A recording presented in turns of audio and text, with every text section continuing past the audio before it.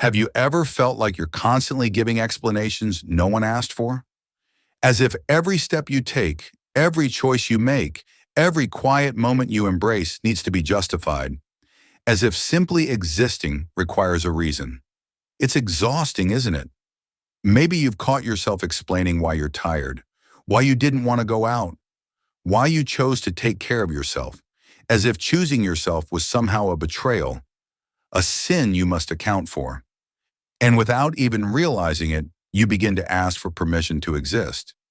You carry this invisible burden, constantly explaining yourself as if you owe the world an apology for being who you are. It's like walking around with a heavy backpack full of silent regrets. I'm sorry I didn't fit in. I'm sorry I wasn't enough. The more you speak, the further you drift from your true self.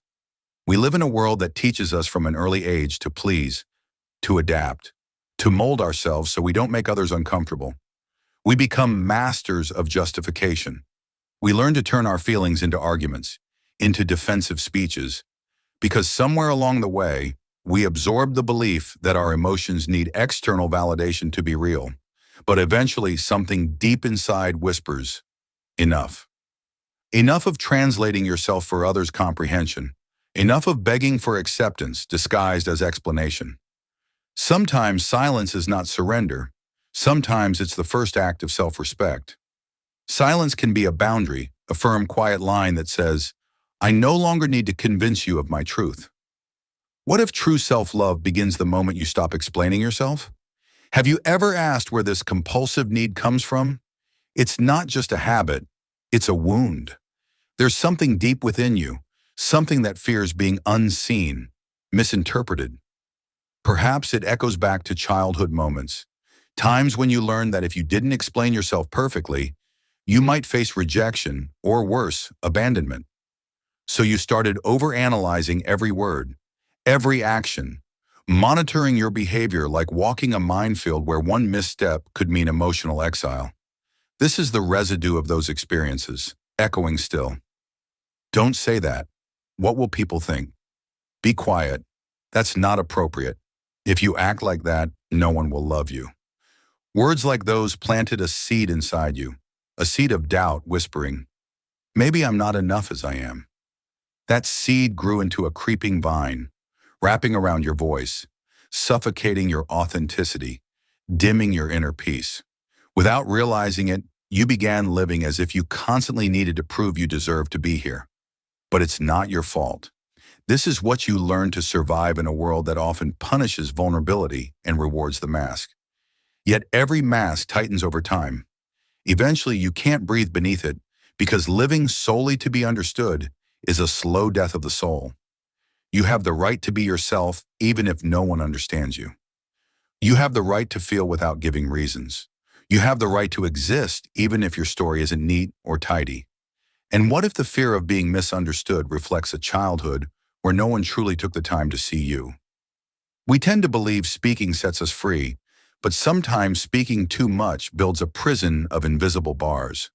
When you feel compelled to explain every no, every unexpected decision, every instinct that breaks the mold, your voice ceases to be an expression. It becomes a defense, a shield, a wall, a silent plea for acceptance. Little by little, you stop speaking to express yourself and start speaking to protect yourself. You speak from fear, from guilt, from that old belief that if you don't explain everything, you'll lose love. That kind of speaking drains you. It exhausts your spirit, weighs on your chest, dims your light. Explaining constantly is like standing trial every day, playing accuse, lawyer, and judge. You punish yourself for your feelings, then struggle to make them sound acceptable. And still, sometimes they don't believe you. They don't understand. They don't hear you. Has that ever happened? Speaking out of fear is like trying to stop a storm with bare hands. Words become fragile, nervous, stripped of truth, and your heart remains alone. Your soul knows when you speak from love and when you speak from fear. You feel that difference in your throat, your stomach, your chest.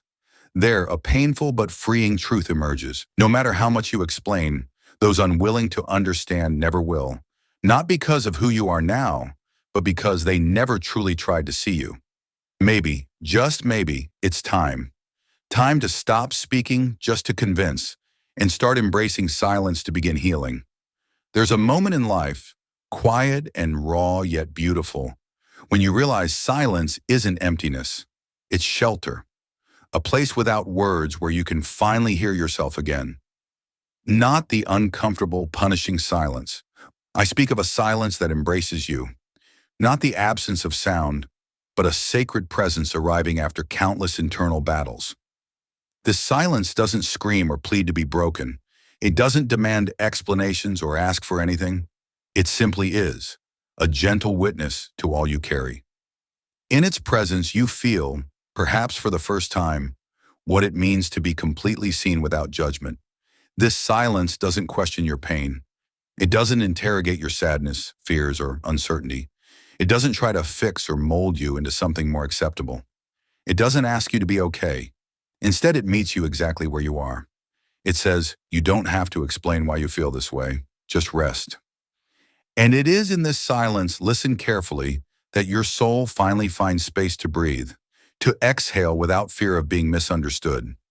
Speaking can be exhausting, especially when words are shaped by wounds, when your voice trembles under the weight of experience. But silence, consciously chosen, becomes healing medicine, not numbing, but restoring. It brings you back to yourself. In that sacred space where you no longer justify your existence, something incredible happens. You reclaim your inner voice, not the one for the world, but the quiet one within that guides you, the voice of your truth, intuition, essence. In that moment, something softens. Pain's sharp edge dulls. Resentment's fire becomes a quiet flame of awareness. The need for external validation fades. In its place, you find something far more powerful, the permission to simply be. To be silent is not to run away. To be silent is not to surrender. True silence is returning home to yourself. It's looking within and saying, without words, I believe you. I see you, I choose you. Because not everything must be understood. Not everything must be explained. Some feelings are meant to be felt, not translated. Some moments demand silence, not as avoidance, but as protection. Some people never deserve the explanations you offer. So close your eyes, take a deep breath, and allow yourself to truly listen without needing to speak. Perhaps in that stillness, your real journey back home begins. Home, not as a place, but as a state of being where you no longer abandon yourself for others. When was the last time you truly chose yourself without guilt? Do you even remember, or has it become normal to put yourself last, waiting for someone else to validate your worth? Choosing yourself isn't selfishness. It's emotional survival. It's radical self-respect. It's standing before the mirror and saying, no more. No more depletion. No more over-explaining. No more begging others to convince me I'm worthy of love, rest, or understanding. I know that the day you decide to put yourself first, something inside trembles. You were taught to please, to yield, to smile while breaking, to sacrifice for others' comfort. When you finally say no without justification, the world shifts. Masks fall, some people leave, others get angry. Why? Because you're no longer the version they constructed for their needs. Yes, it hurts. It stings to be misunderstood, left behind. But it's real. It's liberation. It's rebirth. Choosing yourself is courage because it means saying goodbye to the version of you who waited endlessly to be chosen by others. You bury the compulsion to explain your wounds, your pauses, your path. Yes, it's terrifying. Choosing yourself might mean standing alone for a while. But let me share this. The solitude that comes from choosing yourself isn't punishment. It's cleansing. Sacred space to heal, rebuild your identity. Remember, your value is not negotiable, not defined by others' acceptance or misunderstanding. There's quiet power in saying, today I don't need to explain. Today I honor myself. Even if no one sees it, even if the world doesn't applaud, it remains one of the holiest decisions you'll ever make. But let's not pretend it's easy. Many of us spent years silent out of fear, not choice. That's a different silence, one that doesn't heal. It suffocates. A silence wrapping your throat like a knot, convinced speaking brings more pain. Yes, sometimes talking hurts, but silence rooted in fear can be more damaging. Have you felt it? That choking silence where you swallow your truth to avoid conflict, bury feelings to keep others comfortable? That silence is like swallowing glass, invisible, sharp, breaking you from within. Worst of all, you get used to it, skilled at smiling when you want to scream, saying I'm fine while trembling inside, faking calm while chaos rages. Silence born from fear isn't peace. It's a quiet war within, your body, mind, heart the battlefield. Day after day, it drains your spirit, steals your glow, convinces you don't have the right to exist fully, take up space, be heard. Eventually, you lose touch with your feelings.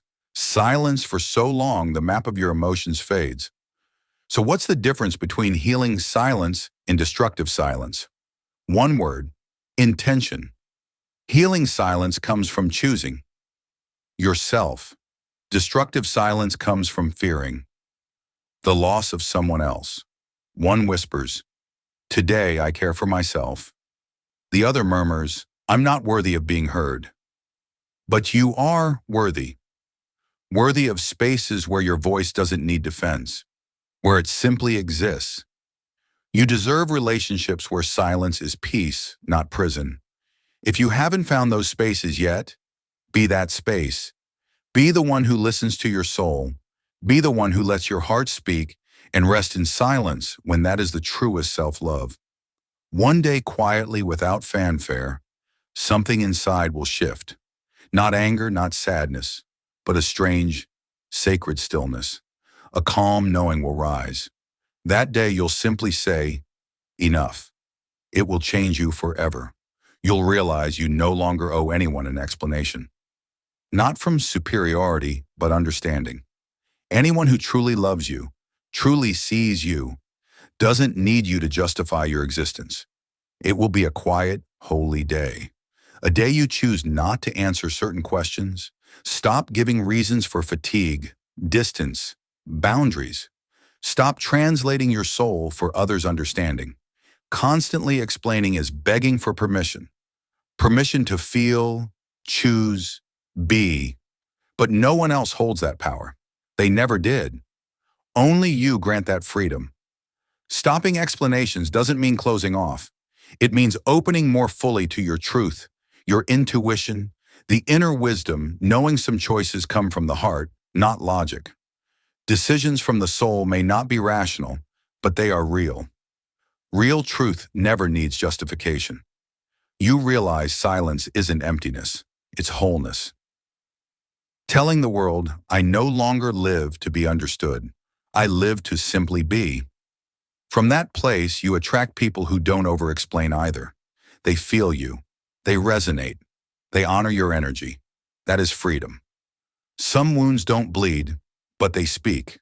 They speak without permission, even when you wish they'd stay quiet. Sometimes old pain pushes you to explain too much, justify every action, emotion, absence, as if words could stop the pain returning. But it's not your voice needing to be heard. It's your wound.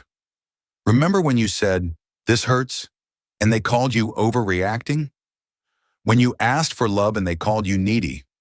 From then, your soul learned to explain to be heard. You repeated yourself, hoping, this time someone would understand. This time someone would stay. Truth is, you never wanted to talk so much. You just wished someone would say, even once, you don't need to explain. I see you. You wanted safety in being yourself, acceptance without a mask. That's why you spoke, not for attention, but fear of abandonment. Each word a silent plea. Can you see me now? Understand me now? Will you leave me again? But here's a truth that sets you free, though it hurts. The person unwilling to see you won't, no matter how loud you scream. The one willing to see you doesn't need you to say a thing. Connection doesn't need explanation. It's felt. So take a deep breath, turn inward. Speak only when your heart decides, not when the wound demands. You are not your explanations. You are the truth living behind them. There's an exhaustion sleep can't cure, a soul-deep weariness, not from your body, but from years explaining, defending, trying to be understood by people who never truly listened. Have you felt that? Speaking from the heart only to get silence? Sharing wounds met with judgment or apathy? Hoping for empathy? Getting criticism? That hurts. But what hurts more is the echo of your soul feeling invisible again. So little by little, something inside fades. You stop talking like before. Stop sharing with the same light. Not because you have nothing to say, but because you finally understood. Some places aren't meant for your truth. The soul tires when ignored, when its voice becomes noise, when emotions are dismissed, mocked, rejected. That's when many learn silence, not by choice, but for protection. Sometimes it hurts less to stay quiet than to feel the wound of not being heard again. But that's not healing. That's hiding pain under the rug of your soul. Sooner or later, that rug lifts. So today, pause. Not to explain, but to hold yourself. Close your eyes. Ask, where did I exhaust myself talking too much? When did my soul go unheard? What do I need now to truly listen to myself? When you listen with love, stop demanding explanations from yourself. Real healing begins.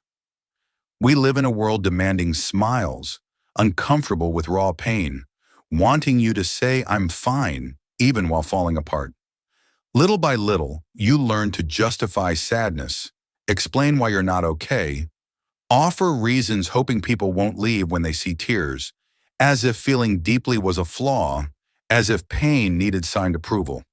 But no, pain doesn't need explaining. Pain deserves honoring. You don't owe justification for tears or sorrow. You don't need to dress breaking parts with pretty words. Pain seeks presence, not approval. It needs space to breathe. It needs your arms, not arguments.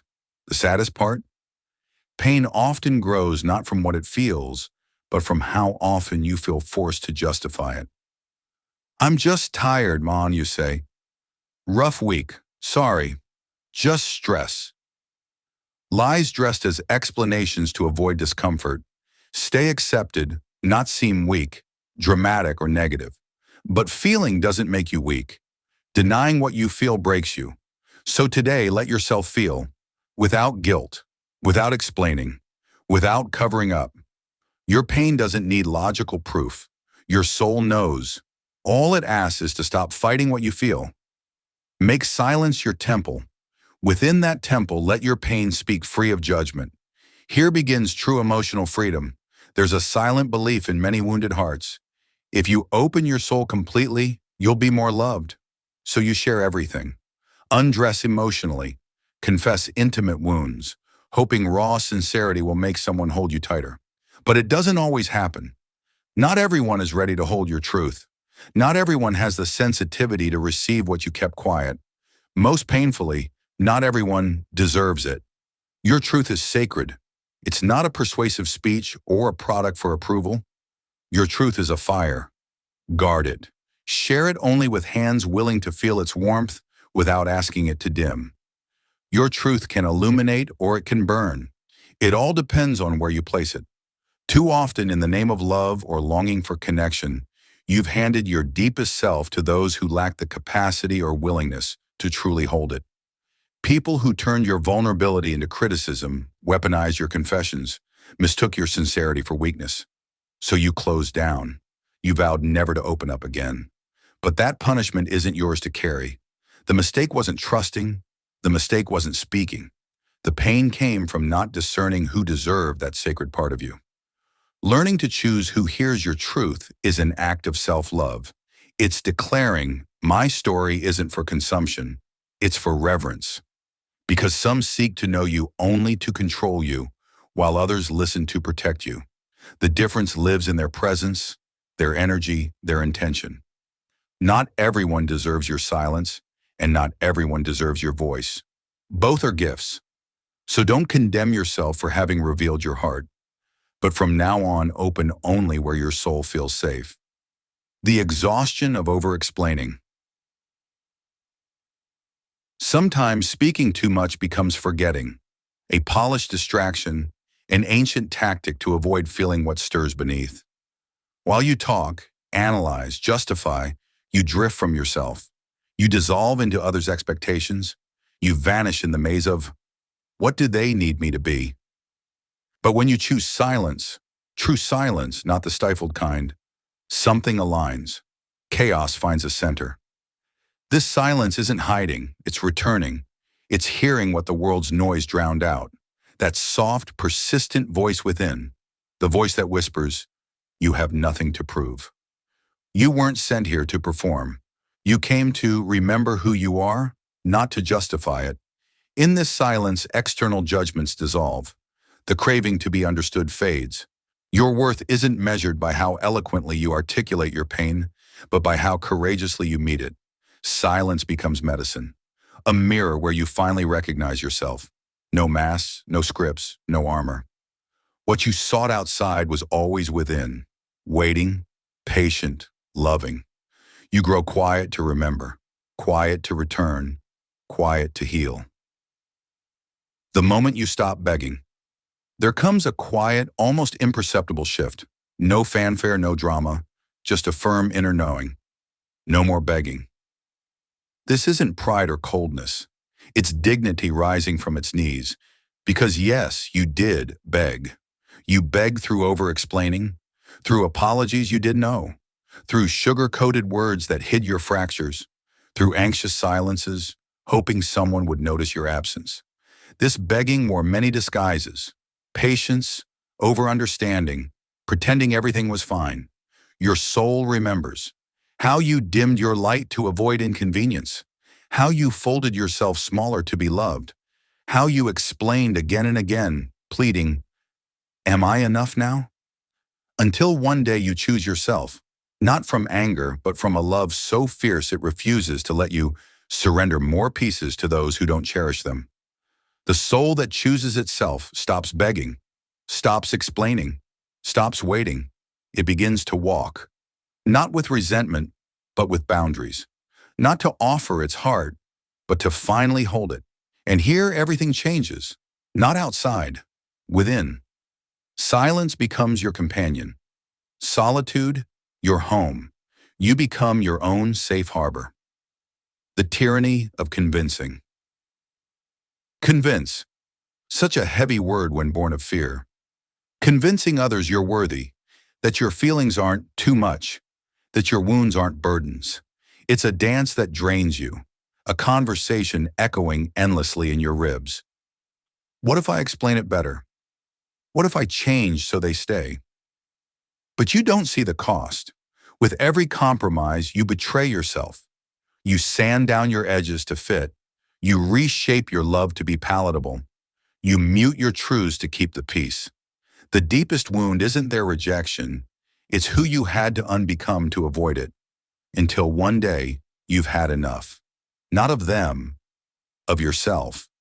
Of staring at your reflection and seeing a stranger. Of realizing convincing is a gilded cage, shiny outside, suffocating within. That day your soul vows, never again.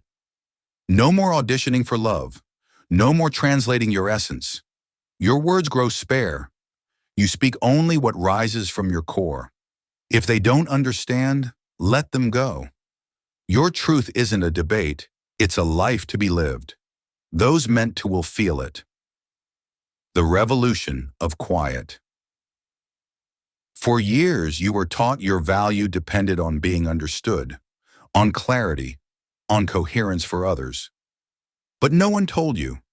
Your worth also lives in your silence. Your voice remains potent even when unspoken. You are whole without explanation. In this quiet, something new begins. A reunion, a rebirth, a homecoming to yourself. You stop persuading, stop people-pleasing. You crave only peace, and peace doesn't negotiate. Yes, silence is an act of love, of power, of sacred maturity. Silence to stop betraying yourself. Silence to break the cycle. Silence because sometimes not speaking is the bravest choice of all. How many times have you fractured just to be understood? Drowned in explanations no one requested? Muted your essence, hoping it would make you lovable? Now you see, true strength lives in your silence. Healing isn't about saying everything. It's about no longer needing to. Your soul doesn't crave words. It craves your presence. Your choice to stay, even if no one else does. If this resonated, share in the comments. When did you first feel the exhaustion of over-explaining? What might shift if you embrace silence today? Like under this video to support this space of reflection. Subscribe for more journeys back to yourself, because transformation begins when we stop performing and finally listen to the wisdom we've carried all along.